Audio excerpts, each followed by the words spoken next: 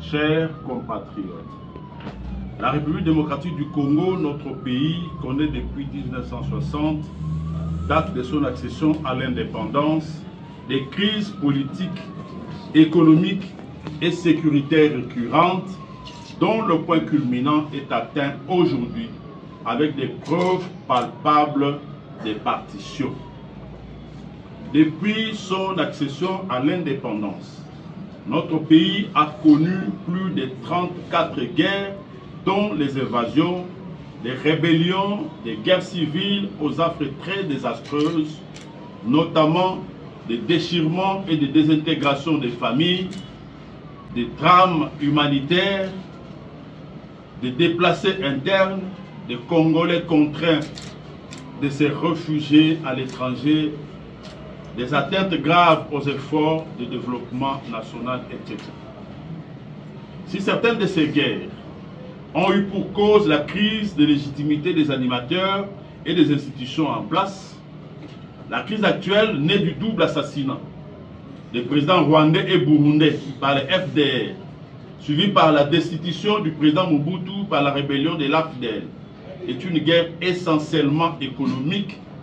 teintée des velléités du président rwandais Paul Kagame, des réclamations territoriales. Chers compatriotes, plus de 6 millions, ou 8 millions, ou 10 millions, même 1 million de morts, c'est trop. Il faut donc mettre fin à cela. Le temps est donc venu pour les responsables politiques congolais de mettre fin à leur guerre politicienne, voulais-je dire, pour coaliser leurs forces dans l'intérêt général et le salut de la patrie, comme le disait le prix Nobel de la paix, le professeur Denis Mukwege, dans son plan de paix. C'est ici l'occasion pour nous de louer les efforts fournis par le prix Nobel Denis Mukwege, qui ne ménage aucun effort pour se rendre partout dans le monde où on parle de la paix et de la sécurité au Congo. Sa disponibilité, son patriotisme l'ont poussé à travailler dur pour faire entendre dans toutes les instances internationales, dans les salons diplomatiques les plus influents, la voix des milliers de morts, des milliers de femmes violées, des milliers d'enfants sans parents qui crient paix, s'il vous plaît, paix et justice pour nous. Son plaidoyer a permis à notre pays de bénéficier de nombreuses résolutions du Conseil de sécurité des Nations Unies, dont la dernière est la 2773, du Parlement européen, des pays de la Troïka condamnant le Rwanda pour sa présence sur le sol congolais et son soutien aux rebelles qu'il fabrique au gré de ses intérêts et confirmant la souveraineté et l'intégrité territoriale de la République démocratique du Congo. Chers compatriotes, certains d'entre nous pensent que la fin de l'insécurité à l'est de notre pays et la récupération de nos terres occupées aujourd'hui par les Rwandais est l'occasion rêvée par le régime Tshisekedi de renforcer son pouvoir, d'assouvir sa soif de changer la constitution pour demeurer sans délai au pouvoir. Ce serait preuve de cécité politique dangereuse que de ne pas partager cette réalité politique. Faut-il être obligé dans ces cas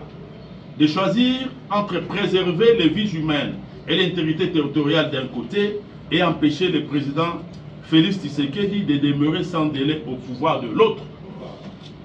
L'ACRM, regroupement politique qui a porté la candidature du prix Nobel de la paix, le professeur Denis Mukwege aux élections de 2023 pense qu'il est temps que les responsables politiques congolais identifient les questions d'intérêt national qui nécessitent un consensus sans faille, une mobilisation de toutes les bonnes volontés et un patriotisme exemplaire pour la recherche de la paix dans la partie est de notre pays. Pour nous donc, nous devons finir avec nos guerres politiciennes, car nos ambitions personnelles doivent passer après la vie de nos compatriotes et l'intégrité territoriale de notre pays. C'est ce que fait, sans désemparer, le prix Nobel Denis Mukwege qui, restant sur la même lancée, a émis l'idée de l'organisation d'une conférence internationale pour la paix en RDC qui mette tous les protagonistes ensemble, les acteurs apparents et non apparents, pour éviter de voir apparaître d'autres raisons de déstabilisation. Anne, nous pensons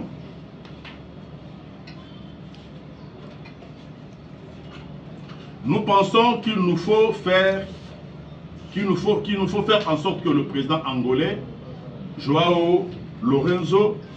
poursuive encore ses efforts de médiation. La CEREN pense encore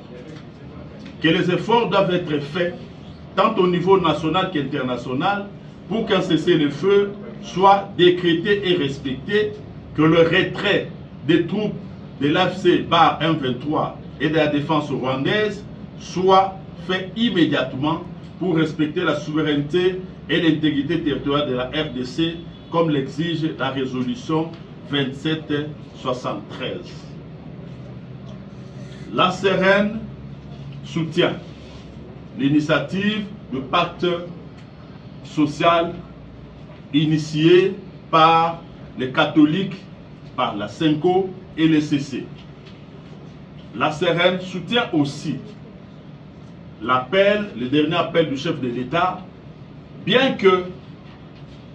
partisan dans ce sens, qu'il a orienté son appel dans l'élargissement du gouvernement, mais pour nous, c'est un appel quand même. Parce que lorsque, au mois d'août 2024, la CEREN avait demandé un dialogue, le président de la République avait répondu sans désemparer qu'il n'avait pas lieu à dialoguer parce qu'il y avait rien à dire, les pays marchaient bien. Et revenir aujourd'hui, demander des consultations, revient à dire que quelque chose ne marche pas. Chers compatriotes, au travers de son point de presse du 22 août 2024 et de son mémorandum de 11 pages adressé à M. le Président de la République démocratique du Congo le 4 octobre 2024, la CEREN avait déploré les déficits de gestion dans les chefs du pouvoir en place, tout en mettant en avant la nécessité pour les filles et fils de ces pays de dialoguer pour endiguer la menace existentielle qui pèse sur notre pays. Nous restons constants à notre ligne. Nous nous réjouissons de voir que l'ensemble de la classe politique nous rejoint dans cette quête de la paix et demandons au peuple congolais de s'unir pour rétablir la paix et la sécurité dans notre pays au premier plan. Que Dieu bénisse la République démocratique du Congo et son peuple. Je vous remercie.